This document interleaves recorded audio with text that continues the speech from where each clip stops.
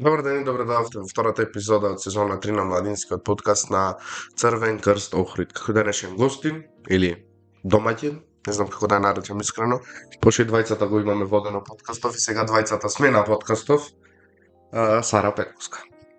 Здраво и од мене, искрено многу ми е мило да си седиме вака двајцата заедно, да не е еден зад камера или еден пред. Мислам дека ќе е доста интересно денес, едва чекам да видам што ќе разговараме. Што ќе разговараме, кој да не знаеш. Па знам.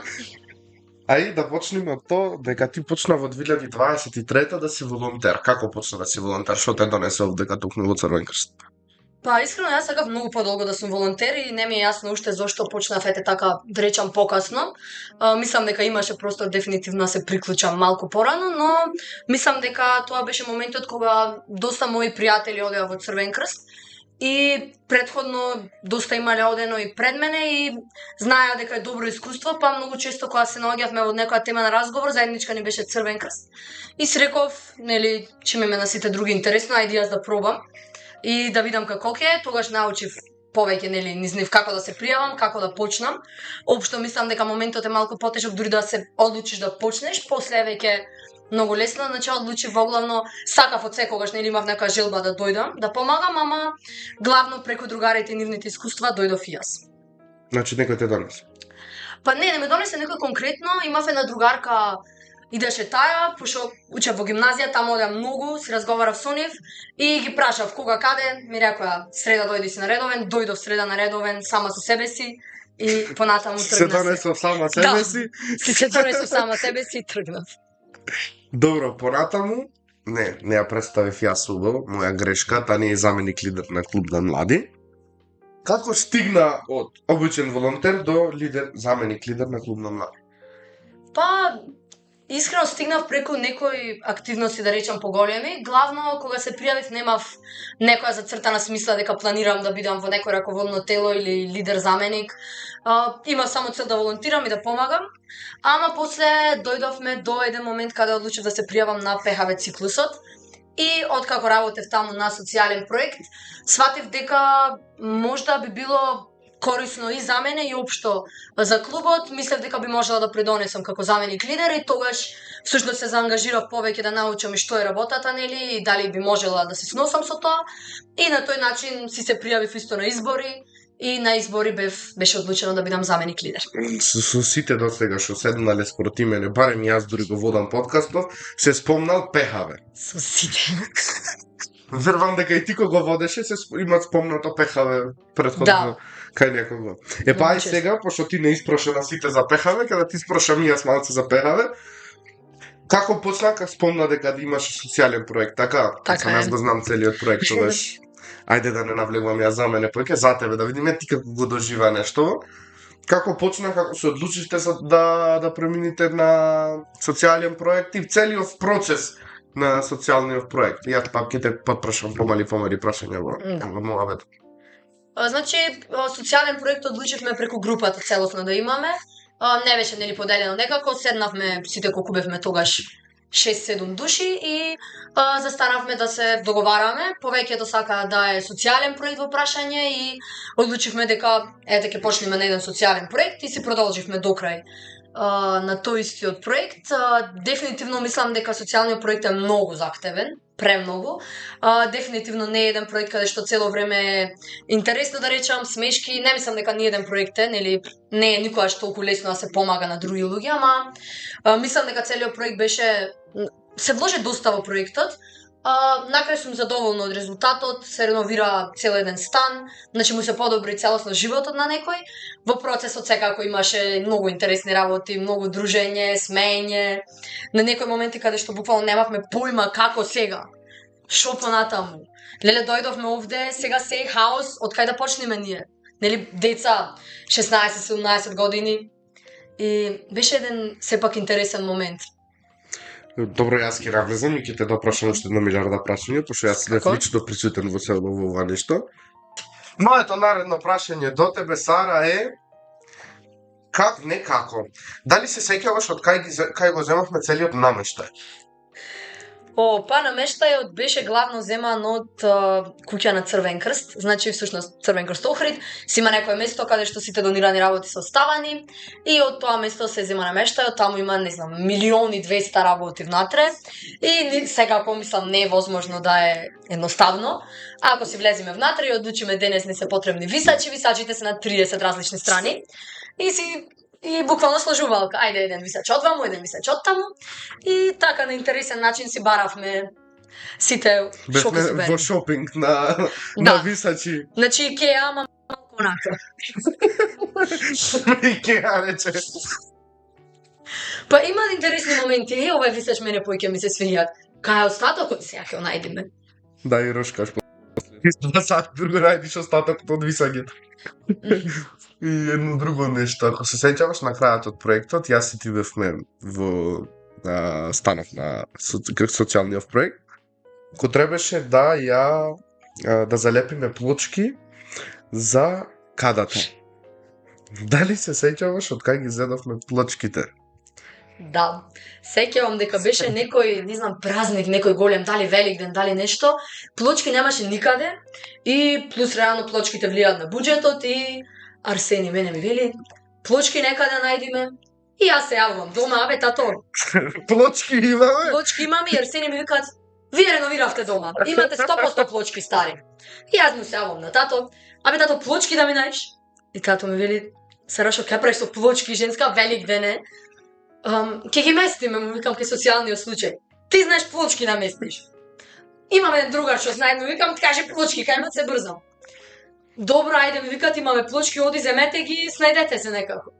И ајдовме ние од нашата стара продавница, не знам, значи продавницата постои, јас откој знам за себе, значи пред 2006 сигурно, и скопавме таму некои плочки шарени со некој одмина дизајн за тоа време интересен и така ги наместивме. Тогаш, значи, и покрај од тато прашалниците како ќе наместиме плочки, ги наместивме Да. во вецето. Најакото нешто беше што јас и таа ја местиме, мериме новата туш кабина да ја собери, све правиме во ред да е.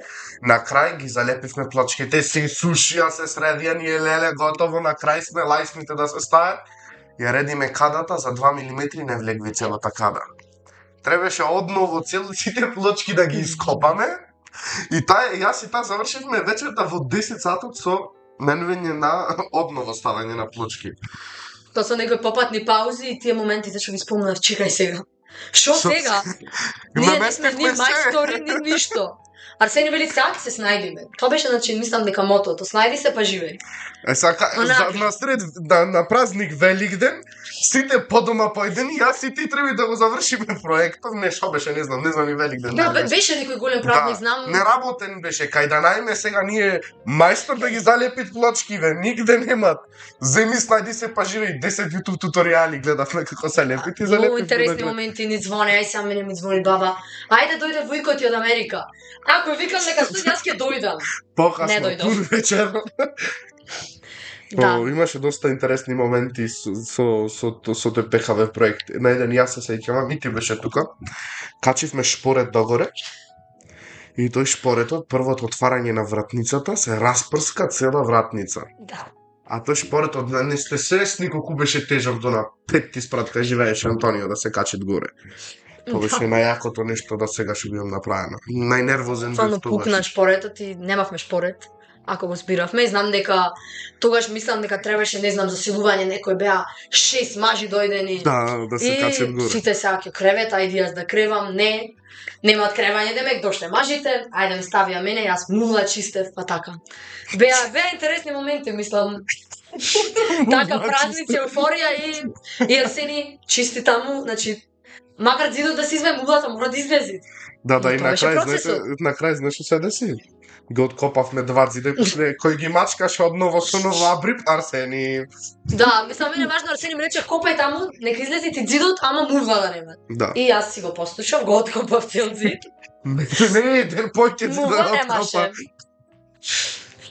Да, ама не, она беше искрено страшно да живееш во она нешто. Да. Мудлата ко габа, ко печурка растеше над зидов. Не, тоа беше вистина многу страшна музла. Јас не знам дали во тој момент, не знам дали воопшто бев свесна во моментот колку е страшно да си секој ден во контакт со таква музла. Мислам, ние носевме на раквици, еднаш памтам, да. Арсенија ми нареди мене 5 пара на раквици, зашто вистина беше грозно. Значи, сепак е ситуација во која што не се седи ни ние седевме по подолго 6, 7, 8, 9 сати, ама дефинитивно не е за живење и мувлата е малку страшна за контакт. И бевме, мислам, паднати. Јас во еден период знам дека многу лесно настинвев, имаше такви моменти, ама сепак е тоа добро за имунитет на еден Тоа начин. беше најако на почетокот кога влеговме, бевме кога да влегваме во контаминирана зона. Внатре седевме сите 30 минути максимум, излегвиш, легвиш долу пред зграда, пиеш кафе и се качвиш горе. Мора на деконтаминација да излезеш надвор. Да. И нон-стоп со пенџерите отворени, па ладно беше. Да, мислам, тоа се е нормално, куќа сега реновацијата затоа што има некаков проблем, ама беше, да, дефинитивно доста чудно и кога влеавме прв пат многу нели лошо мирисан, мувла е. После се навикнавме, мислам се навикнавме, не на сите мириси, имаше мириси на кои што не можевме ние да се навикнеме. И така, значи има некои моменти во сите тие работи кај што во моментот ти е интересно, знаеш, помагаш на некој и после кога се сетиш си викаш ау. Што направи Седем јас јас? пред мувла, 5 сати во денот чистен мувла. Интересно. Сега да ми даш не би фала. Па да, интересно е, реално, не знам, и сите луѓе што работеле на социјален проект вака претходно мене јас прашав пред да почнам во ПХВ, и сите леле многу беше интересно, знаеш, се сменив како човек, седиш таму, чистиш, носиш плочките и крша плочките. Смуко, не е интересно. После кога се пријави сваќаш дека вака кога ќе гледаш на назад е вистина едно интересно искуство, не е, мислам, не е ништо толку страшно колку што звучи. Дека да, ние седевме можда таму, чистевме, средевме цело време, ама имаше многу интересни моменти кои што не може да се добијат на ниедно друго место освен на таков еден проект. Сега јас ќе спомнам уште еден дел од ПХВ, дали се сеќаваш кога реновиравме вецето, јас и ти, пред плочките ова, која вадевме старата када, па што не беше ни када, тоа беше само зидоите беа останати, долу беше оргјосана и пропадната. И кога требаше да си руши подпорното зидче, да. И наместо подпорното зидче со чеканот, мавнавме во цевката, и ко се распука цевката, и ко се деревме, згасија водата, и ти ко не знаеше како да ја згасиш. Тоа беше еден од, мислам дека најинтересните и најсмешните моменти тоа. Да. Како го доживеа ти од таја страна, од другата страна кај што беше под притисок да ја згасиш водата, пошто јас знам како го доживеав, тоа бев многу воден. Јас искрено сеќавам на моментов, не знам дали водата немаше шибер за гасење, мораше со клешти да се гаси. Имаше некои такви зафати кои што јас не ги знаев, зашто јас обично чистев, мувла нешто, варосев некои такви работи, Арсени си беше поќе така со тие мајсторски моменти и се од нигде никад овде прскат, ќе се поплавиме, встан сме, ќе поплавиме 5 други луѓе под нас. И јас треба да ја згасам водата. И јас си реков готово, сега тониме овдека. И толку. Значи, после што ќе збориме, онака ми теквеше се, како ние имаме во Црвен крст, им кажеме, ние го поплавивме старо, немаме проект, нема ПХВ проект, па ми теквет како не е возможно да толку не знам да згасам, значи, една вода која што течи, и мислам дека после сватив дека не било толку нештото комплицирано, колку што јас бев во толкав стрес, што јас буквално мислам моментот да ми речеше чешма на згаси, јас не ќе знаев тоа да го направам. Добро, нормално тоа прскат, јас и Давид мислам дека бевме се бориме вака со водата, со цевките, туркаме се, дериме по тебе, ти идеш, не знаеш кај се наоѓаш во моментот што се дешават, секакви моменти ти идат пред фаца. Пошто секако човеков го извадовме од станов, му го поделивме на 2 станот, ако се сеќаваш. Леле, да, многу беше интересен тој момент. Пола стан беше кај што ние работевме, пола стан кај што живеет, па после тоа го свртивме однапаку стан. Пола беше чист, стакло, вака на земја да се огледаш и пола беше апсолутен хаос. И после тоа го менавме, го преселивме него во чистиот да живее, а други овде оваму го правевме лом. Да. Искрено право искуство, барем според мене, најуба група ми беше вашата, иако никој пат тоа не го кажав, уште најмногу забава имаше таму. Не сам како што слушнавме досега. Да. Еден добав рикап направивме на целото нешто. Кој ви го направи видеото? Многу интересно прашање. Па видеото беше со побаре пријател, направено дефинитивно. Јас се сеќавам дека во тој момент, не знам зашто не го направивме видеото. Значи видеото, нели, треба да се собера неколку видеа, слики, да се комбинира цело видео и ние сите во таа група во тој момент не знам зашто не можевме да го направиме тоа видео и одлучивме малку да се осврниме на повикај пријател и да искористиме помош за видеото. И така беше направено видеото. Конечно да признаем, некои тоа го имам и на камера сега. Да, ова е на камера. Јас знам дека јас не се нафатив да го правам видеото зашто немав некој искуство од едитирање. Дали можев да научам дефинитивно. Ама дали сака после рибање мувла? Не. Мислам дека тоа е еден малце потежок момент од ПХВ, кај што треба да се води и голема евиденција и треба во исто време да се работи. И сега или ќе се подели групата двајца да речеме да водат евиденција, двајца да работат, што е невозможно да се постигне. Или ќе треба еден да е заангажиран за се и сите да се за се заангажирани. Јас во моментот таму, не знам, реновиравме кади, корневме ѕидови, плочки, местевме сите тие работи и си реков јас сега за видео не се замарам, затоа што си реков сега јас дома да поидам вака цела избланширана во тренерките мои со малтер вака целата и да едитирам видео, тоа нема да се деси. И да, тоа е малце, не знам дали е тоа легално да речам, не знам дали е тоа окей за ваков проект, знам дека е окей да се користи помош. И мислам дека тоа беше мојот начин на размислување, дека ако можам јас да викнам другар да дојде да не знам, да варосат овде, можам да викнам некој видеото да го направи. Тоа беше мојот начин на размислување во моментот. Поента, мислам во ретето, само што никој пат не ни кажавте дека тој го направи, сега сакам јас лично под притисок пред камера и пред цела режија, тоест Јована зад камера, да го признаеш ова и сега ми е многу полесно на душа. Да, фер, мислам дека е фер вакви работи да се признаваат затоа што од една страна да, окей да изгледа целиот проект перфектно и перфектно да е евидентиран и се, ама дека е скроз највозможно 5 тинејџери да речеме кои што имаат нели средна школа и милион други обврски покрај тоа да направат нешто вакво сами не е баш лесно и сепак мислам дека ние се потрудивме, го дадовме максимумот и не е страшно нели што некој помогнал, да е, мислам дека многу пострашен момент, не е страшно за дека некој помогнал, многу е по не окей да не се каже, мислам. Не одговарам јас пред професор, па сега ајде се криеме. Можев само да речам Арсени, не можам со видеово, повели ти снајди се или викни некој друг да го среди. Тука си во право, како што направи дел од другите групи. Да, тоа е многу по-фер искрено. Да, фер, нема ништо тука, не е ништо, види, ПХВ е нешто да научиш ново, а и со тоа што вие го постигнавте како група, со тоа што само за менвење пенџери викнавте мајстор, а варосвање, копање, мачкање, ѕидој, цевки менвење, лабавоа, шоли менвење, не знам, цела кујна се монтира лично од вас. Е стварно нешто што не секој може да се нафати на таков ризик, не секој може да го изведи тоа, така што видеото ај да ви го генерираше, немаше ништо да речам јас на пример, ради тоа што при толку труд вложен таму, при толку плочки лепени, при толку, не знам, ако се сеќаваш цевките кои требаше да ги чисти ти со 10 фара на раквици до дека вака. Да. Сега при толку работи праење, еве не сакам да го спомнам, а ќе го спомнам фрижидерот со расипаното месо внатре со тоа. Тоа вие го кренавте и го извадовте од таму. Јас мислам, присутен бев, ама јас бев со 12 маски на мене присутен. Е сега, при толка, све вие што направивте тоа, јас да ти речам видеото не ти е убаво.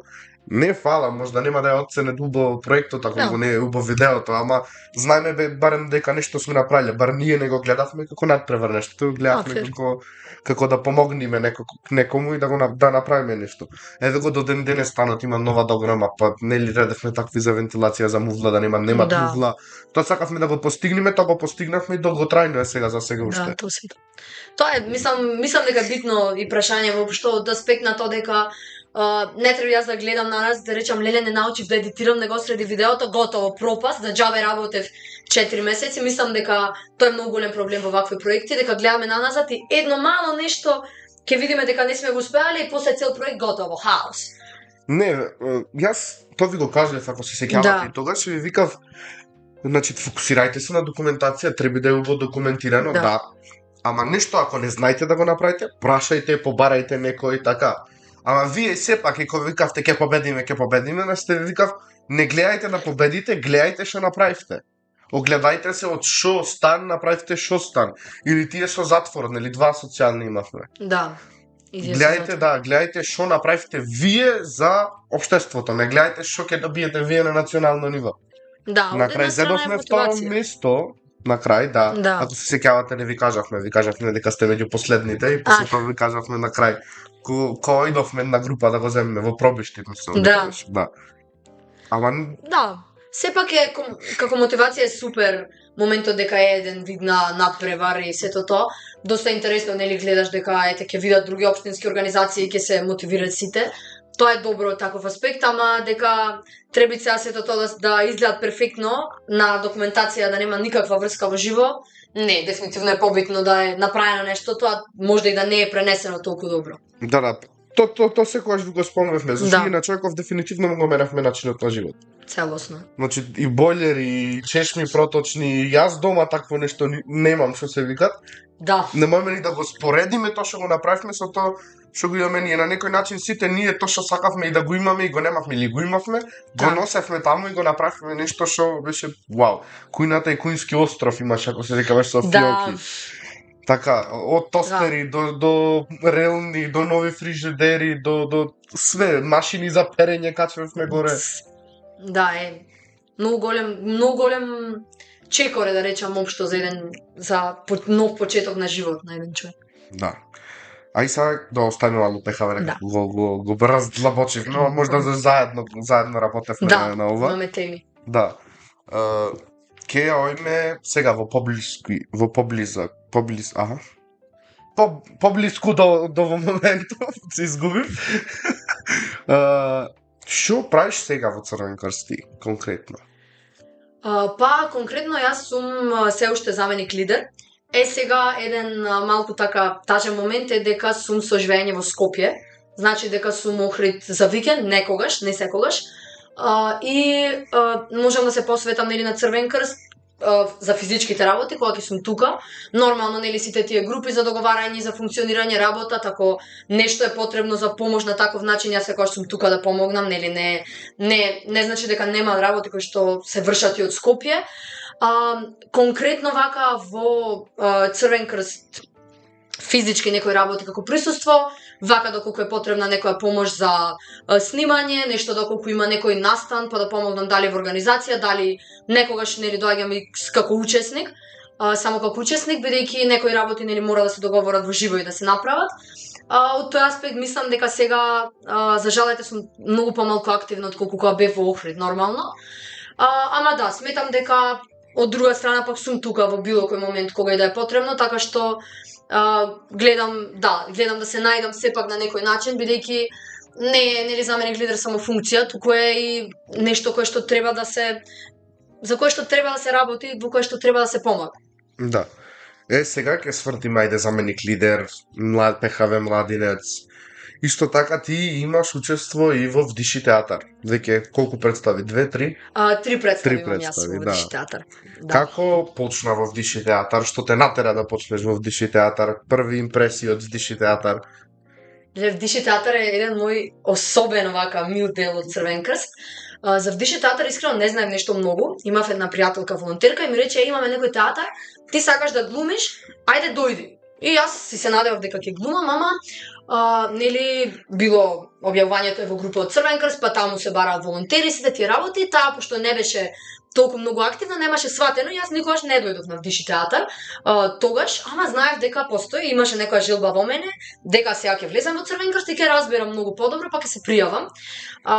Тогаш имаше порака за Вдиши театар во групата од клуб на млади. Јас истата секунда се сеќавам бев попат, значи одев в чаршија и врнеше многу силен дожд. Јас читам порака за Вдиши театар истата секунда.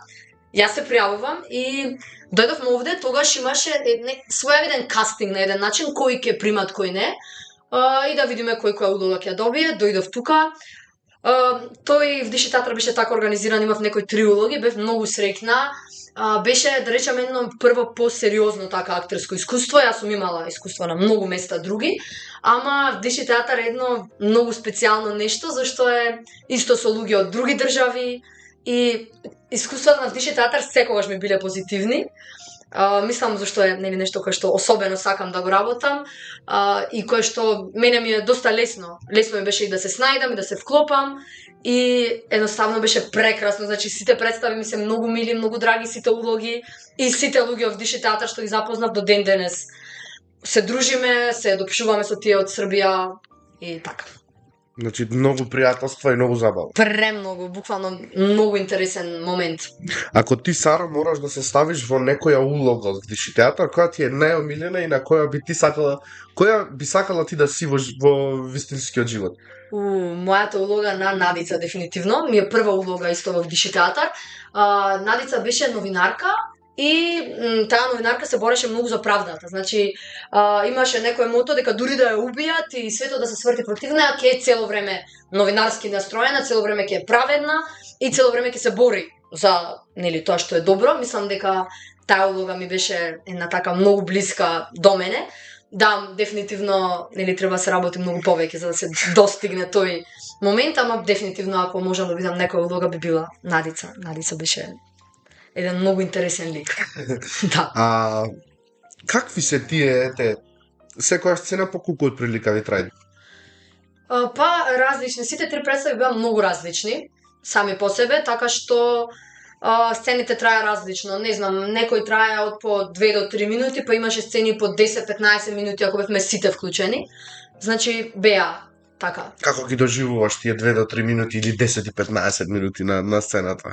Со пол амфитеатар, со луѓе кои ве гледаат? Искрено многу убаво, јас многу сакам нели да настапувам пред публика, немам никаков проблем и многу ми е мило. Искрено имав некој мислење прв пат кога влегов во Диши дека е доста важно да си многу пред публика, значи да имаш некое големо време на настап и в Диши театар многу ме научи на фактот дека апсолутно е небитно твоето време пред публика, дека е многу поважна твојата улога и колку ќе се внесеш.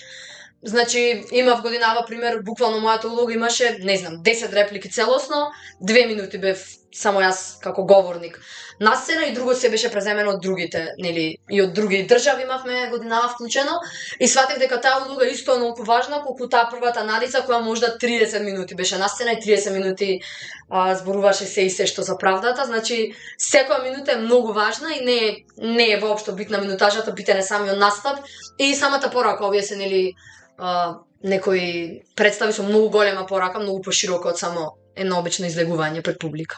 А омилена представа до сега да ви е 3? Надица или последната? Последната искрено беше, мислам, најинтересна, затоа што бевме од различни држави. Беше многу интересно да се работи, многу по-комплексно и многу подолго. Работевме заедно за со нив. Балкандром. Да, за Балкандром.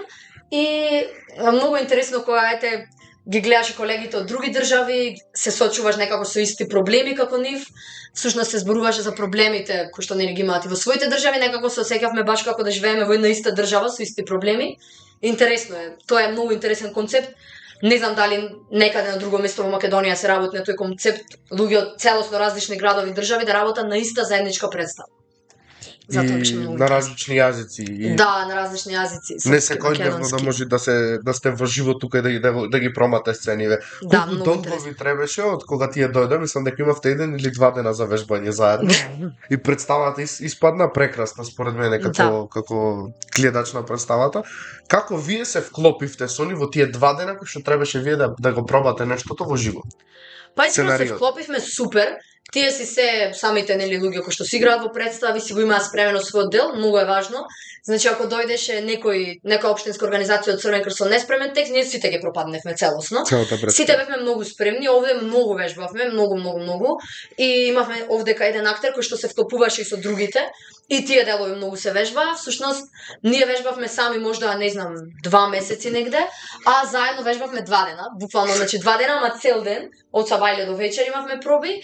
И во тие 2 дена многу добро се вклопивме. Сега тука е еден друг момент каде што не можеме да многу нели друштвено разговараме во текот на представата, повеќе бевме така како на работа фокусирани, бидејќи нели едниве дури се на сцена, ние другиве коментираме, многу е подобро така бидејќи гледаме нели ние македонциве дали ќе не разберат србите кои што се дојдени, дали зборуваме читко, па некои работи кои што можда тие ги научиле кај ни во Црвен крст, подобро да ги глумат, ќе ни ги кажат нас, значи се вклопивме супер, представата искрено имавме многу позитивни критики за представата, така што мислам дека се беше во најдобар ред.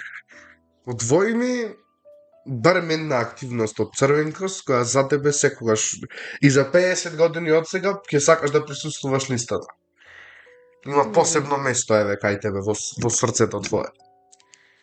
Многу интересна активност во Црвен крст ми е волшебна илка. Многу, не знам, интересен момент ми е, многу сладка идеја и сум била досега како водител и како учесник сум била исто така. Многу сладок момент, многу искрени насмевки и баш тогаш гледаш на колку луѓе всушност ти како еден волонтер кој што мислиш дека денес имам 2 сати од денот, одам во Црвен крст, ќе се посмеам, ќе се подружам и после гледаш дека си им помогнал со твоето волонтирање, сега тука не се сите материјални средства од волонтери, колку ти си им помогнал на, не знам, бројни, десеттици, стотици луѓе. Па некогаш дури насмевка во Црвен крст на некој што му треба е исто како помош, затоа всушност ги имаме нели овој клуб на млади за да не секогаш е материјална помош, та некој пат на некого му треба само да дојде да се насметов дека вака има лош ден и така ќе му го разубавиме денот на некој. Да, има многу интересни активности. Ова сега ми текна како многу интересна и во новогодишниве празници. Инаку дефинитивно да, сите ми се интересни, затоа сум дел од Црвен крст, ама не сакав да едемек, сите ми се омилени, не можам да одбојам. Мораш една да се притисната се осеќаш да одбериш некоја. Да. Ама добра избор. Искрено. Да, многу интересна сладка активност. И јас би ја избрал нејзе. Сум учествувал поќе пати на истата, да ги видиш насмевките од сите што се одбрани, секоја година поќе има. Што е загрижувачки. Да, многу голема штета. И општо некогаш ќе видиш некое детенце, нели имаш простор за големи желби и некој напишал сакам кукла. И не знам, многу е на моменти освестувачки. Леле, значи, милион работи, јас кога да ме прашаат тогаш не знам, ќе рече сакам куќарка, со кукли, сакам ова, сакам она, а на некој му е потребно буквално е пар на раквици, на пример, за да не замрзне зимава и е тажно, и многу ми е тажно особено кога децата сакаат книги. Значи буквално ете момент дека дури кога луѓето на еден начин немаат многу работи, немаат ништо, сакаат сепак да се образовани, сакаат да се едуцирани, сакаат да знаат повеќе за светот, тоа секогаш многу ме погаѓало кога некој дете ќе побара книга. Искрено, при толку можности за барање да побараш книга, шалче и на раквици е стварно без зборови, не може да се опиши нештото. Добро, ајде, гледам дека малку емотивно те погоди темата, да свртиме на нешто посрекно, позабавно. Дали си била некаде на камп? Да, сум била на камп. Продолжи. Сум била на национален камп, како главно вака најдол камп на кој што сум била, тоа е 7 дена и е со волонтери од цела Македонија. Многу интересен камп, ама исто многу се учи, значи многу често ако кажеме ние од Црвен крст на камп сме, сите мислат дека тоа е некој класичен камп, седиме таму и уживаме по цел ден, ништо не работиме. Многу се работи, ама општо, значи камповите од Црвен крст се на тој начин составени дека учиме многу и учиме низ игра некои работи. И на тој камп научив премногу работи, тоа е камп всушност за лидери, беше лидерот и бев јас како заменик и таму бевме, научивме многу работи, се изнадруживме со сите. До момент на јас мислам сега да појдам во било кој град во Македонија, имам некој таму кој што го знам, многу добро искуство. Мило ми беше, имаш фора ако сакаш слободно ме прашаш и те ми даде некое прашање и да завршиме со денешниот подкаст. Па искрено мислам дека се опфативме. Сакам да кажам дека дефинитивно ако некој се мисли како мене да почне во Црвен крст и си мисли не сум сега спремен, секогаш сте спремни, дојдете, видете, не е нели Црвен крст ништо задолжително, дојдете еден ден, видете, ако ви е убаво продолжете, ако не вратете се друг пат. Сигурна сум дека ќе издвоите милиони искуства, еве ние нели не можеме да се докажеме во еден подкаст цел, кај што луѓето цел живот си го објаснува, ние немаме за едно искуство од Црвен крст да се објасниме, значи дефинитивно Црвен крст е најпозитивното нешто кое што може да му се случи на еден тинејџер, да речам, и општо на сите луѓе. Милион луѓе зборуваат за Црвен крст и со години од како ќе завршат со волонтирање, значи дојдете и видете, сигурна сум дека ќе ви е супер. Јас нема што да кажам, тако кажа излезот на целиот подкаст. Така што, дечки, се гледаме во наредната епизода. Се гледаме. Ај са сликање за тамне. Секунди, турбото.